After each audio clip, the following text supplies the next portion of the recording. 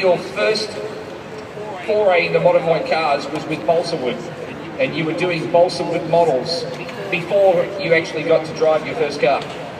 Well, that is true. First I went in to make him cutting out little paper dolls. And that was the first car. The newspapers were taped together. And then come the balsa wood models. That was filmed because my parents had a hotel and a restaurant, so I had room to go ahead and cut and paste a lot of different things. So that was the way to start, by making cars in this. And the more I come around and the more I go, but after coming here to Australia, I'm amazed of so many things that you have never seen in your lifetime. Now I'm going bang, bang, I've got to come up because I want to come here next year and I got to get something that none of you yet have seen or thought about. All right, so we're going to hold back on the big news for what George has. But in the meantime, I want to talk about, I don't think anybody here could say that their first custom car was back in 1940. And then you had your first customer car at the same time, and for $10 you got to customise one of your mate's cars and put some things and different lights and bits and pieces on it. 1940, pre-Pearl Harbor. That was true.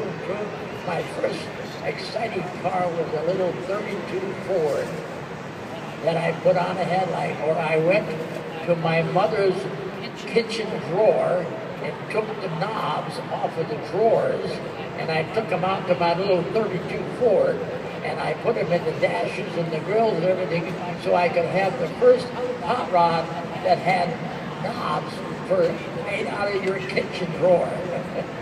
Oh, that is so cool. Now, post that, if we look at the cars that were part of the LA group, because you actually then, you came out of Chicago, out from the east side, right? And then you went and formed some clubs where there were hot rodders all coming together.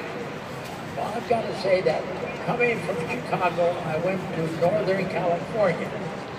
Well, when they took me to school over there, they got me into cooking classes, classes of making gardens. I said, I don't want to cook.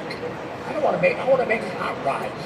I went out and made my first 32 Ford in a parking lot, and I was able to make the first one. Of course, it cost me the view that they kicked me out of school. They said, we don't want hot rods in school. We want you to learn cooking and sewing and paper, blah, blah, blah, blah. Luckily, now the people of all of California and USA are pulling me in and saying, we know now that making cars with all the young people in the world really helps all of us to get new generations. Because look out there in that floor, and you're in Australia. It's marvelous to see that American cars being right-hand drive, left-hand drive, central drive, whatever you want to try to do, you're doing it. And that's the most important thing, is that is why I got kicked out of school, is because I did it.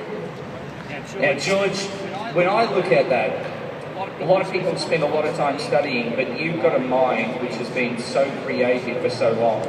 After the hot rods, you got into the custom cars. And let me mention maybe the Hirahara Kub, the Blue Danube, and some others that were very, very special cars back in that time.